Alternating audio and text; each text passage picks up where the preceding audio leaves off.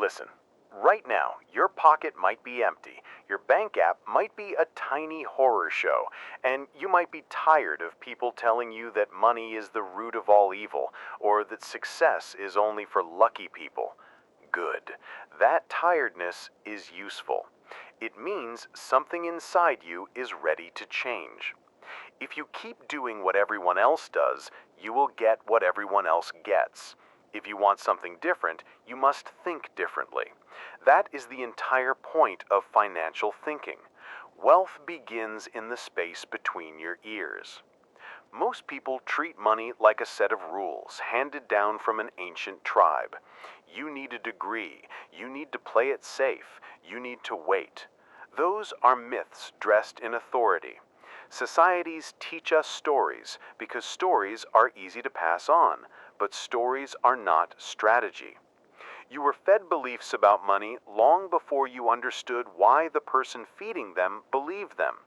Parents, schools, friends, and the media all poured invisible code into you: scarcity, fear, smallness. That code often runs your decisions without asking your permission. So the first hard truth: money is not the enemy, ignorance is. If you want to change your financial result, change the operating system you run. The wealthy don't just happen to have money by accident. Many of them learn to see the world differently. They learn to spot opportunities where others only see risk, to convert problems into value, to design systems that produce income instead of waiting for money to fall from the sky. You can learn that too. It begins with one simple, stubborn move: refusing to accept the default story about money.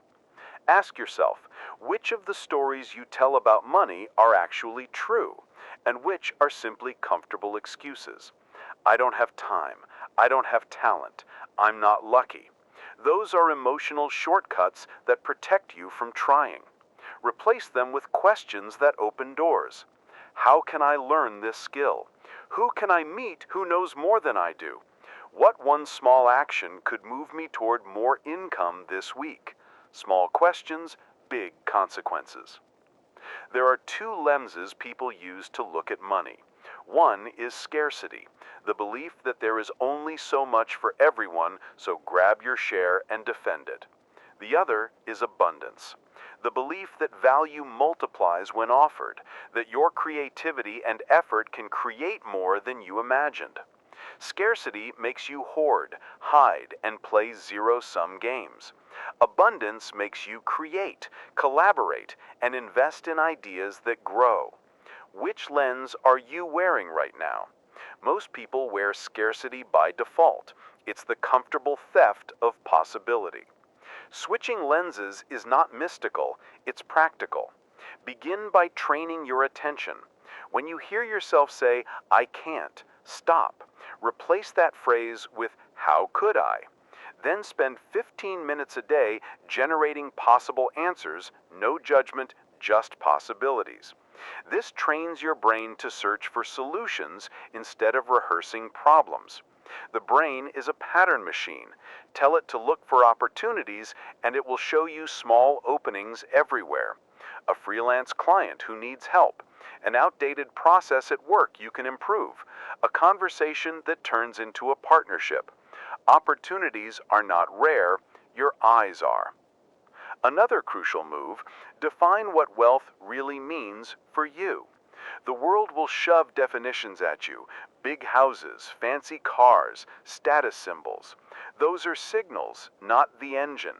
Wealth at its best is freedom. Freedom to choose your time, to invest in what matters, to contribute without constant stress. When you define wealth as freedom, priorities change. You stop chasing shiny things and start building systems that give you options. That's where consistent power lives. Now, let's be blunt about desire. Desire is the fuel of any achievement. But not all desire is useful. There's scattershot want. I want money to feel safe. That's fine, but weak. The stronger fuel is purpose-aligned desire. I want money so I can build X, support Y, and live Z. Purpose ties desire to action. It gives your daily decisions meaning. It's much easier to endure a road of small, consistent actions when you know where they lead. Napoleon Hill said long ago that a clear goal, backed by burning desire, sets the mind to work. He wasn't speaking about luck, he was talking about direction. Give your desire direction. Your imagination is a muscle. Use it. The future you want is not some fairy tale, it is a repeated mental rehearsal. Visualize not just the end, the number in the bank, but the daily life that number creates, the conversations, the schedule, the projects. Your imagination builds a blueprint the subconscious can execute. When you imagine a scenario vividly and repeatedly, your brain starts aligning actions, spotting resources, and nudging you toward choices that fit that image. This is practical neurology, not wishful thinking. Beliefs are the silent drivers. You may believe deep down that you are not worthy of abundance, or that money changes people for the worse. These beliefs act like brake pads. Find them, examine them, and then test them. Evidence defeats myth. Look for the exceptions, people who came from struggle and built stable wealth without losing humanity. Read about creators who used money to scale kindness, charity, and freedom. These examples show you that wealth is a tool, not a verdict on character. One tool you must learn is simple. Speak to yourself like an ally. Your internal dialogue shapes reality. If you rehearse failure internally, you will perform failure externally. Replace that critic with a coach. Use language that moves you forward. I will try this. I will learn from this. I can find a way. This isn't fake positivity. It's tactical framing. The words you use internally influence what you try, and the things you try determine what you get. You also need a practical map. Mindset without method is sentimental talk. Start with a few concrete steps that you can execute this week. Create a tiny experiment. Offer a small service for money. Price an idea. Reach out to 5 people with one clear ask. Keep the experiments cheap and fast. Early wins compound. They build confidence, reduce fear, and teach you what works. Financial thinking is iterative. Test, measure, adjust, repeat. Here's a decisive pivot. Stop equating risk with danger and start seeing risk as opportunity when managed. People who achieve financial freedom aren't reckless gamblers. They are calculated explorers. They minimize downside and maximize the upside through learning, planning, and small, repeated bets. Shift your question from, what if I fail, to, what will I learn if I try? And your imagination opens again. There will be internal resistance.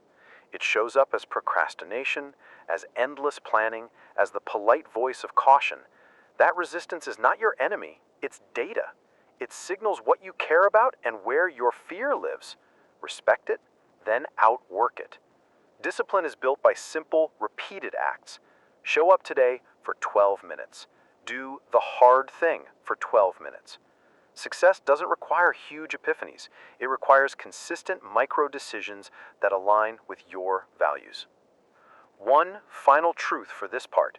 You are not alone in this work. Read widely. Seek mentors in books and in life. The wisdom of people like Dale Carnegie, who taught the power of human connection, or Earl Nightingale, who spoke about attitude and cause, can be distilled into practical habits. Use their ideas as tools, not dogma. And then create your own method. The world needs your particular mix of skills and interests. Money flows to value. Value flows from you when you decide to practice relentlessly. Now, I want you to take one action before you move to the next part. Right now, write down 3 beliefs you hold about money. Be honest. Then next to each belief, write one piece of evidence that either supports it or disproves it. That quick exercise cracks the surface of your subconscious programming and gives you control. Do it. It matters. Write in the comments what belief you found most surprising and why. Be specific. Name the exact sentence you hear in your head. What did you learn by writing it down? Part 2. You grew up inside a script you didn't write. Family rules, neighborhood whispers, the way adults spoke about money.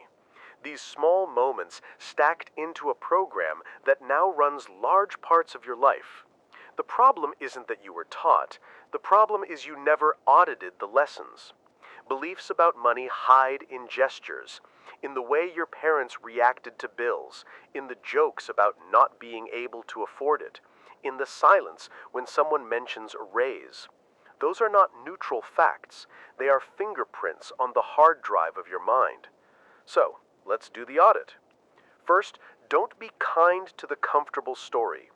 Ask sharp questions. When did I first hear this belief? Who repeated it?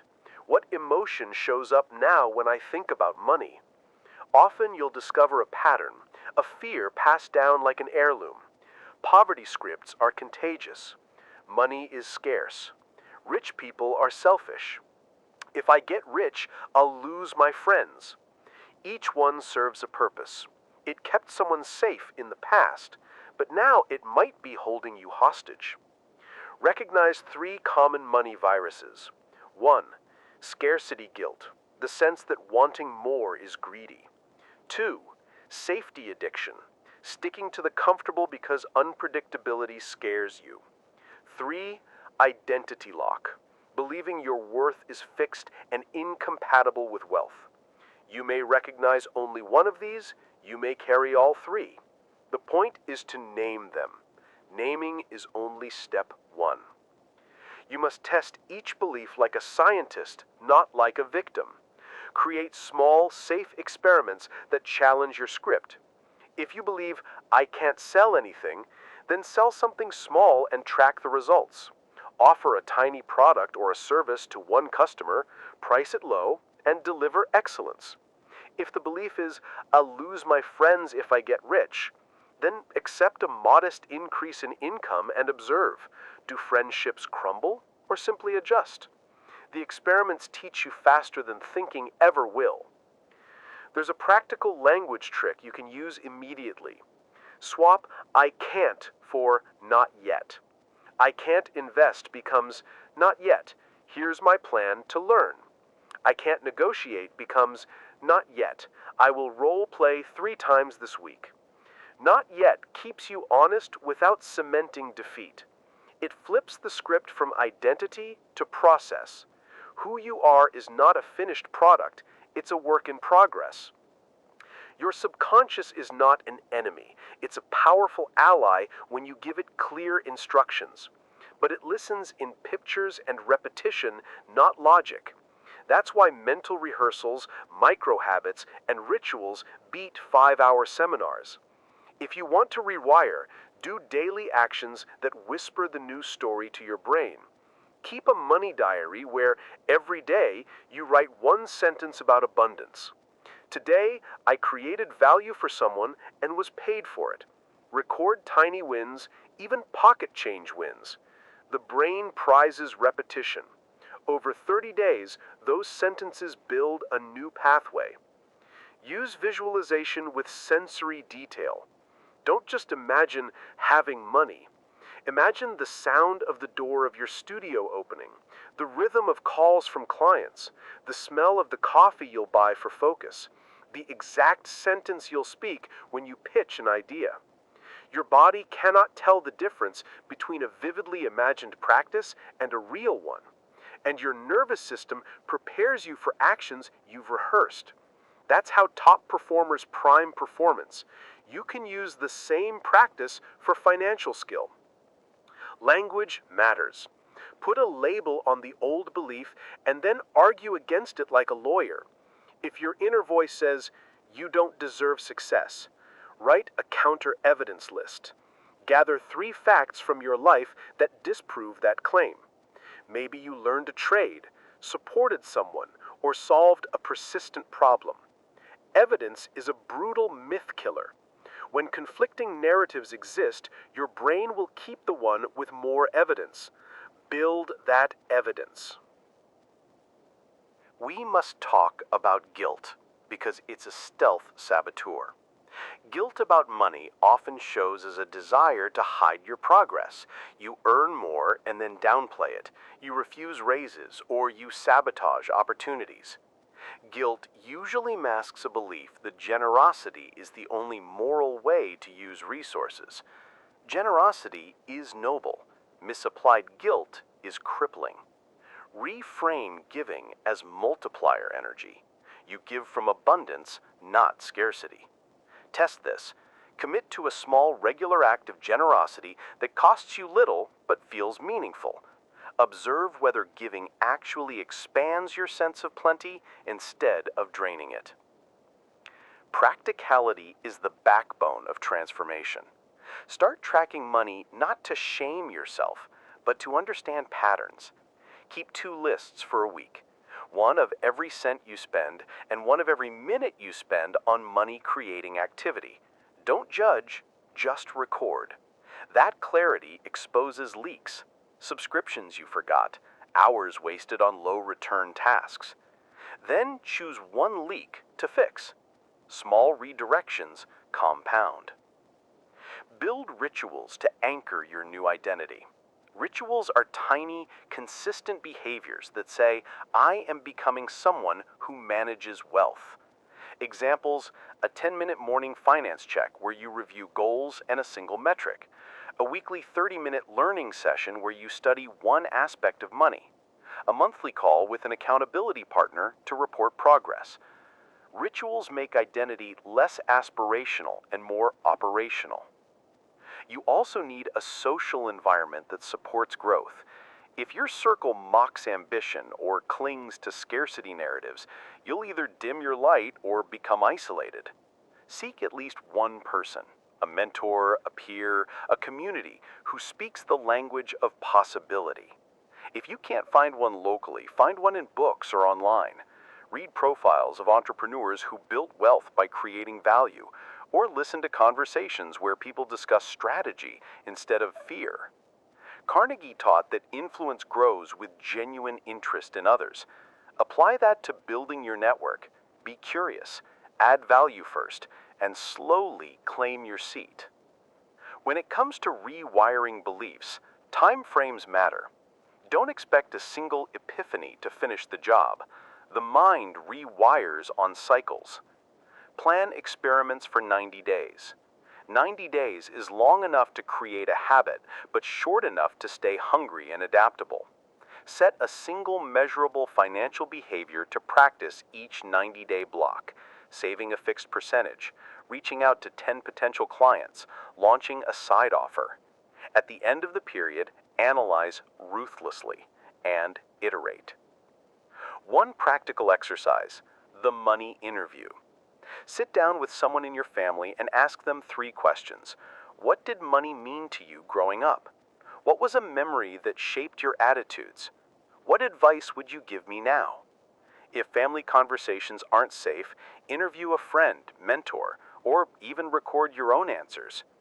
This exercise surfaces inherited scripts and lets you choose which to keep and which to discard. A final necessary skill: emotional tolerance. Rewiring will stir fear, envy, and impatience. Those emotions are normal. The action is to feel them, name them, and act despite them. Courage is not the absence of fear. It's the decision to move forward anyway. Keep experimenting. Keep asking questions. Keep making imperfect offers into the world. Earl Nightingale said, "We become what we think about." But I add, we become what we practice under pressure. Now take a concrete step before you move on. For the next 7 days, keep a simple money diary and run one experiment that challenges a limiting belief. Price a small offer, ask for a raise, or sell 1 hour of consulting. Report what happens. It won't be perfect, but it will be real. Real beats imagined every time. Write in the comments what single childhood message about money surprised you when you examined it. Be specific. What phrase or moment stuck with you, and how you see it shaping your choices now. Part 3. Think of money as a current, invisible, powerful, and flowing towards sources of value. It doesn't fall from the sky as a reward for wishing. It moves to where energy, usefulness, and clarity meet. If you want more of that current in your life, you must become a conduit for value, not a collector of excuses. Value is not mystical. It is traceable, repeatable, and sellable. The faster you learn to create it, the faster money learns to follow you. Start with a simple truth. People pay for problems solved. If someone has a headache and you sell them aspirin, they will pay. If you remove a bottleneck in a company's process and save them thousands of dollars a year, you can charge accordingly. The size of the problem you solve determines the size of the reward. This is not mercenary, it's humane. You trade your time and skill for someone else's relief, progress, or growth. That exchange is the foundation of markets. So what does creating value actually look like for you? Begin with an inventory. List 5 things you can do well that help other people get a measurable result. Be specific. Don't write marketing.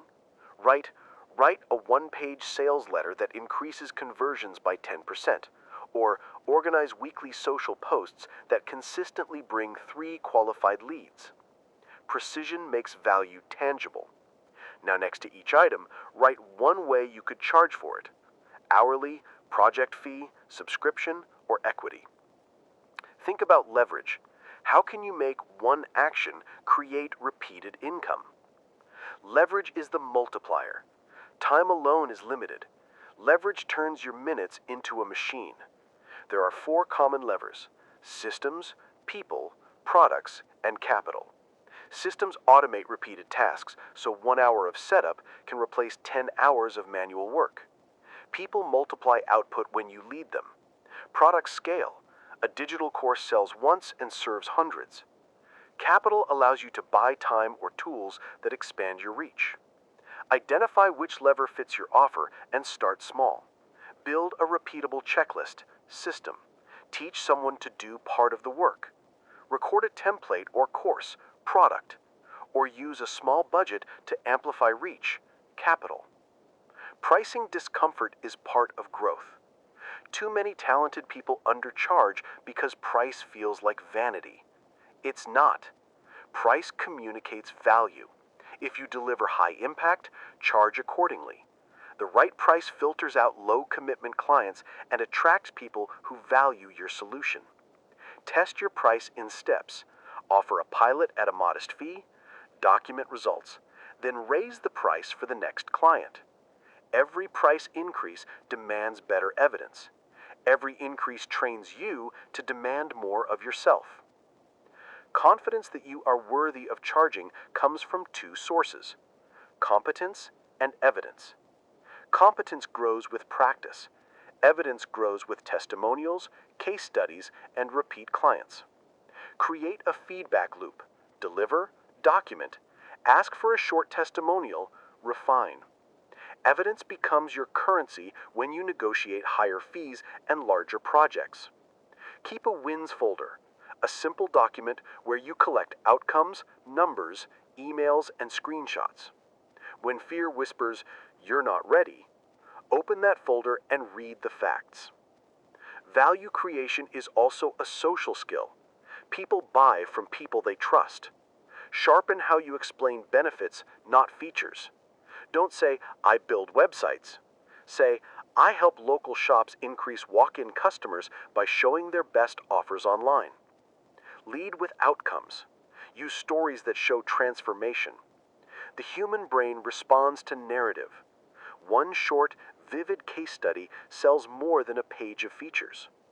Practice telling the story of someone you helped in 1 sentence, then in 30 seconds. That pitch becomes a bridge between your skill and someone else's need. Attention is a scarce resource. If you want to attract money, learn to claim attention ethically. Create content that teaches, challenges, or entertains your intended audience. A single clear piece of content that helps your niche can become the seed that grows into clients, partnerships, or paid offers. You don't need perfection, you need consistency.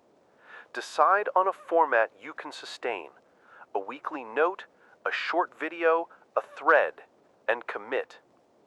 Over months, the compound effect of small pieces of value will create a pipeline. Another layer is productizing what you do. Most solo professionals trade time for money. Productizing turns your knowledge into a product: templates, playbooks, mini courses, or a workshop.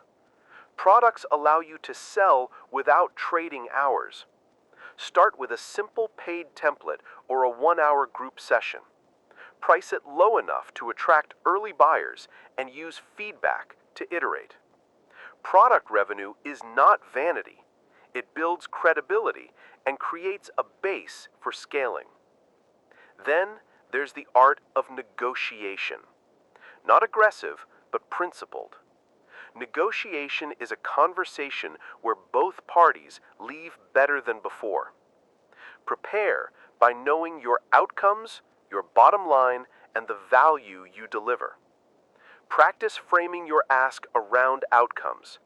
If I deliver X outcome, I propose Y. Be ready to show the evidence folder. Negotiation is simply value matching language with proof. Most people fear asking. The ones who get ahead ask clearly and early. Generosity multiplies energy. When you give value without immediate return, a free helpful article, a short consult, a useful referral, you seed relationships that often come back as paid opportunities. But give strategically. Give in ways that showcase how you solve problems, not in ways that burn you out. Give small, smart gifts that lead to reciprocity. Attention to systems also protects your energy. Track what brings revenue and what drains it. Use a simple dashboard: revenue, number of clients, time spent, one conversion metric. Reallocate time to the highest return activities. A quiet weekly audit of your business habits will keep you ruthlessly practical. Now, practice an exercise that creates clarity and momentum. Spend 30 minutes doing the value map. Write one clear outcome you can create for another person in 30 days. Under it, list 3 deliverables that prove the outcome. Next, list 3 people or places where that outcome would be worth money. Finally, pick one price and one channel to reach them this week. Launch the smallest possible version of that offer and measure what happens. This is how ideas become income: fast, iterative, ruthless. Remember, confidence is built in the marketplace, not in your head alone. The more you put offers into the world and learn from the responses, the stronger your financial gravity becomes. Audience, products, systems, and iterative experiments compound. The current of money shifts toward those who consistently show up with clear value. Before you move on, take one practical action.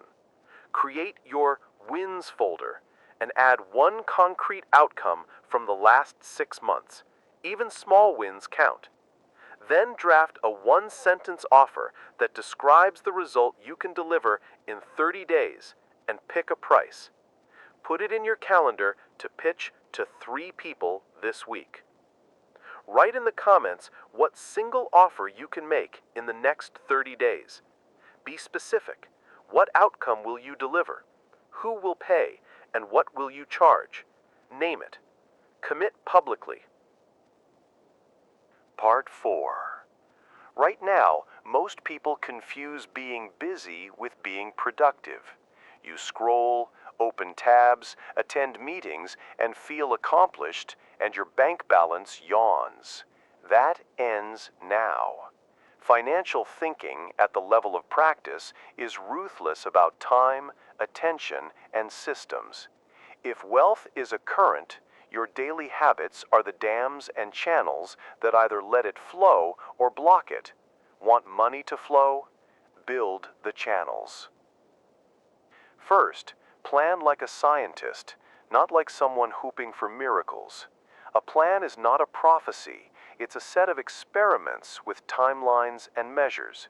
Start with a 90-day plan, not a lofty manifesto, a practical sprint. Choose one measurable financial outcome for the period. Make it specific: $5,000 in revenue, 3 new recurring clients, or a product launched and 50 buyers. Write it down. Then break that goal into weekly outcomes and daily tasks. If your plan can't be completed in 2-week sprints, it's too fuzzy. Clarity forces action. Daily structure is where the rubber meets the road. Time block your day around the highest return activities. This is not about rigid scheduling for its own sake. It is about protecting energy for the work that creates money.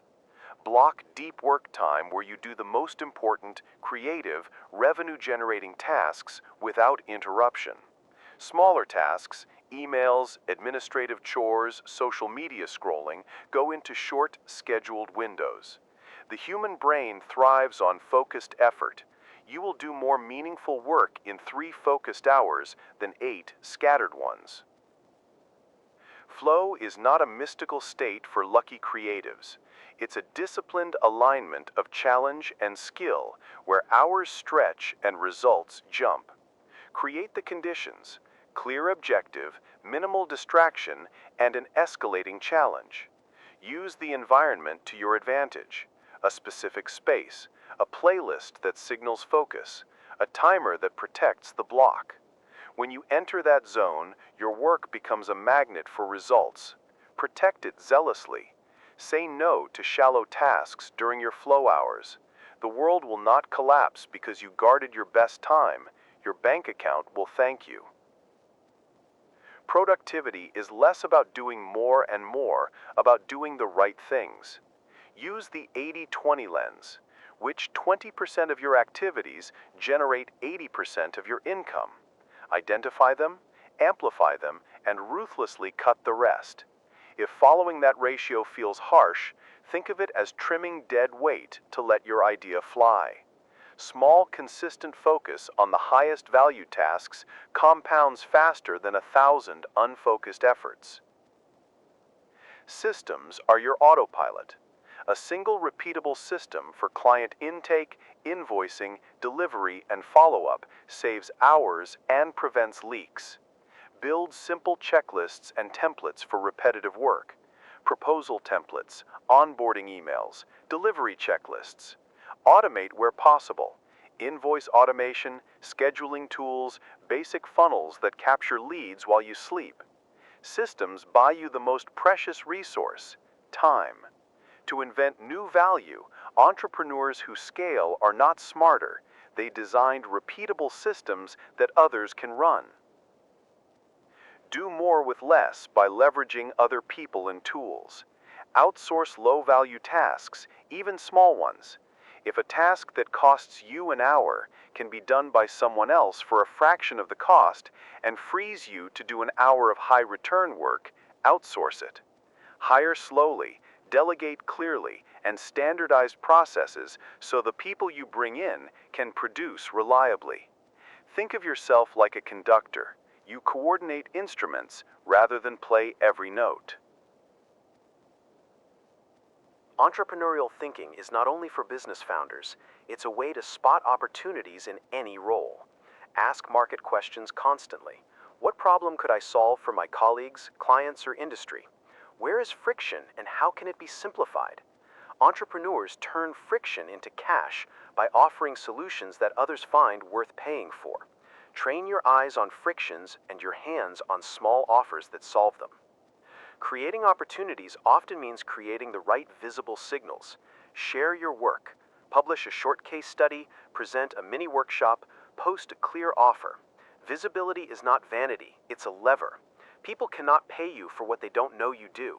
The tiniest public act, a clear landing page, a one-page offer, a short LinkedIn post describing a result, can pull in clients you never expected. Decision speed is a hidden currency. Indecision costs time and money. Set simple rules. Small decisions you make quickly, Bigger decisions you test with short experiments, existential decisions you analyze with data and consultations. Use deadlines to force closure. The faster you iterate, the sooner you find what works. Napoleon Hill spoke about definite purpose. Here, definite decisions drive forward motion. Frugality is not the same as penny pinching. It's strategic resource allocation. Spend on things that expand your capacity to create value. Better tools, learning that upgrades your skill, or small paid promotions that find customers. Avoid spending that only signals status. Ask, will this purchase increase my ability to create value? If yes, consider it. If no, question it. Abundance does not come from accumulating things. It comes from investing in your capacity to produce returns. Problem solving as a habit is a multiplier. Treat obstacles as raw material. Break problems down into smaller, solvable components. Use a builder's mindset.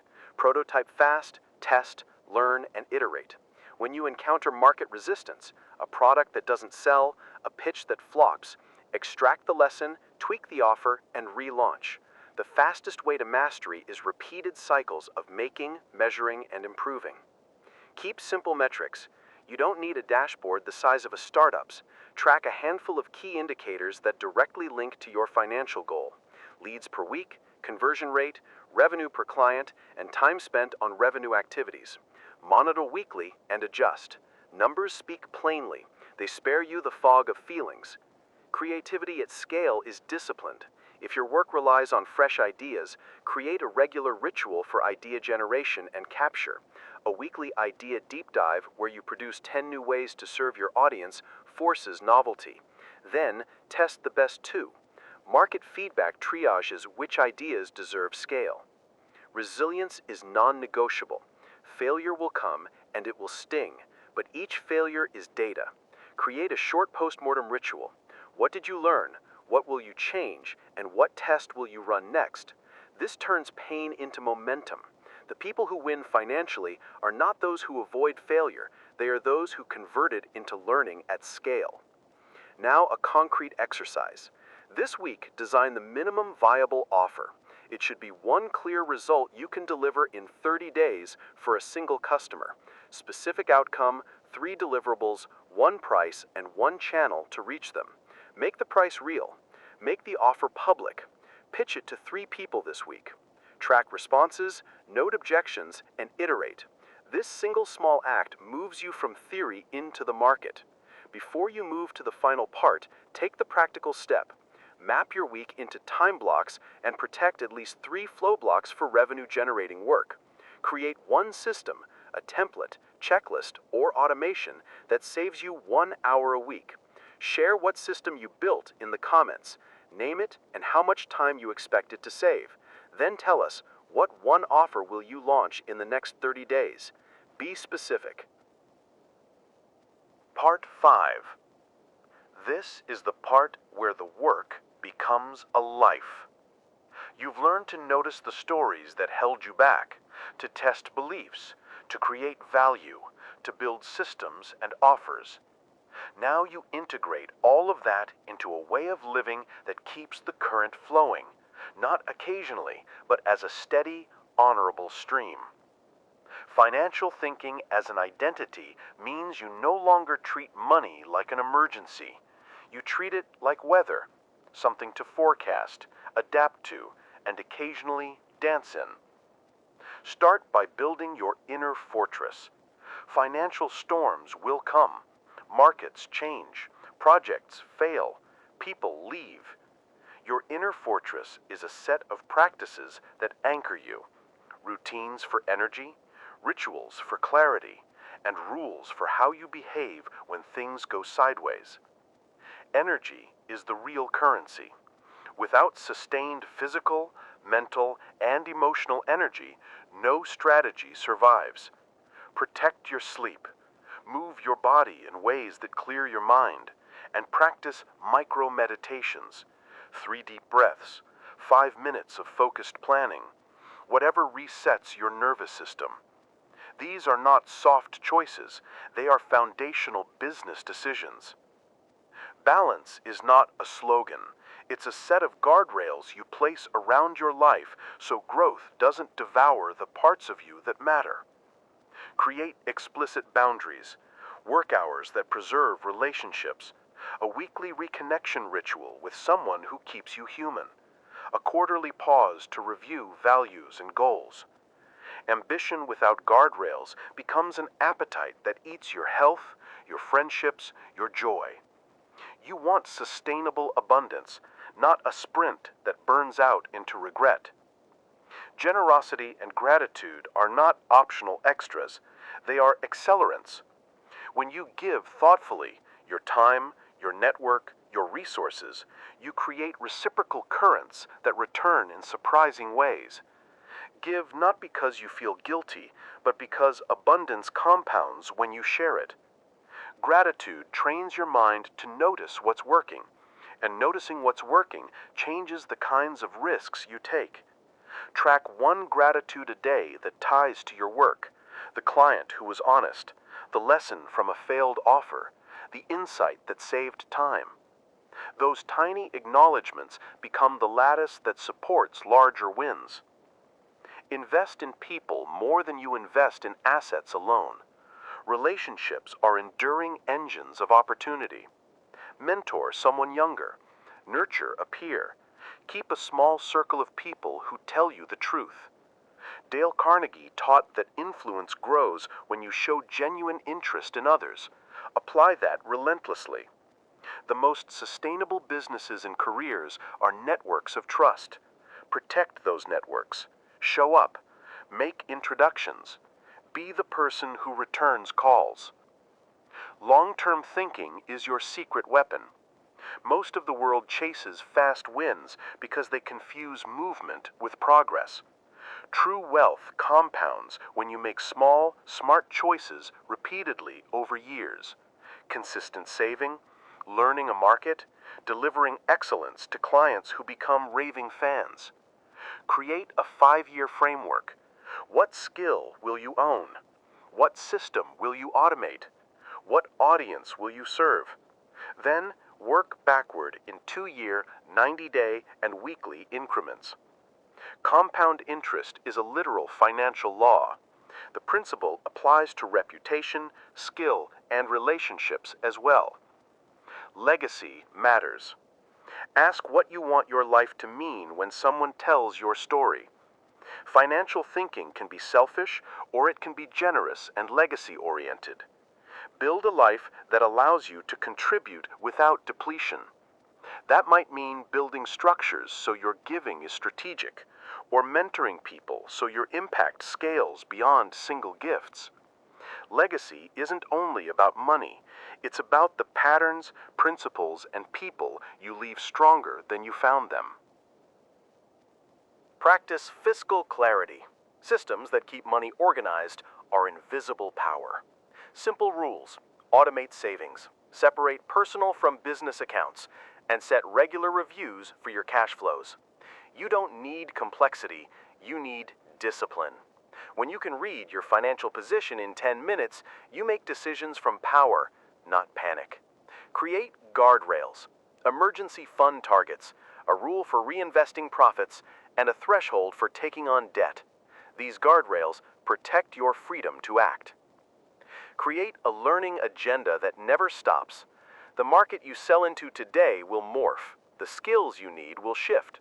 Schedule monthly learning blocks where you study what's actually working in your industry, not what looks flashy on social media. Read biographies of creators who built durable businesses. Extract the mechanics, not the mythology. Earl Nightingale talked about the attitude of doing. Pair that with modern craft. Study funnels, systems, negotiation, pricing psychology. Keep the balance between timeless principles and tactical upgrades. Guard against envy by making it a signal, not a sentence. When you feel jealousy, someone's launch, someone's house, someone's success, ask, what does that feeling tell me about my desires? Translate envy into curiosity and then into experiments. Use it as data for what you actually want and build a plan to get there. Comparing is a trap. Benchmarking against your own progress is a tool. Build a simple philanthropic plan. Give a small percentage consistently. Giving is a teacher. It exposes you to different realities, it forces stewardship, and it creates dignity for both giver and receiver. When you budget generosity, it stops being reactive and becomes strategic. You strengthen not just others, but your own sense of abundance. Create an environment that reflects who you are becoming. That means curating your physical space, your calendar, and your social feed. Remove sources of distraction and shame. Surround yourself with objects and people that remind you of the identity you're building. Tools that help you produce. Notes that remind you of your commitments. Photos that reflect values. Your environment should be a mild, constant nudge toward the habits you want to keep. Plan for seasons. Life moves in cycles. Sprint, consolidate, rest, reimagine. Build these seasons into your plan. Work intensely for a quarter, then consolidate for a month, then rest intentionally. This rhythm prevents burnout and fuels creativity. Wealth is a marathon with purposeful rests, not an endless grind. Finally, own your story without apology. You are the sum of choices, and each choice is a lesson. You will make mistakes. You will pivot. That is the point. Decide now that your financial life will be a story of curiosity, courage, and generosity. When fear whispers you aren't worthy, open your wins folder. When doubt nags you to hide, speak your one-sentence offer out loud. When success arrives, let it expand what you can give. Here's a closing exercise. Write a one-page financial mission statement that answers these. What kind of life am I building? What value do I commit to creating regularly? How will I steward my money? Who will I serve and why? Read it every morning for 1 week and adjust as you learn. That one page is a compass on days the map looks foggy. Now, take action before you move on. Share in the comments one concrete practice from this video you will adopt permanently. Name it, say when you will do it each week, and why it matters to the life you want. Be specific and honest. What is the single boundary you will set today that protects your energy and your financial growth? Name it. If this video lit something in you, do one small thing: subscribe and like.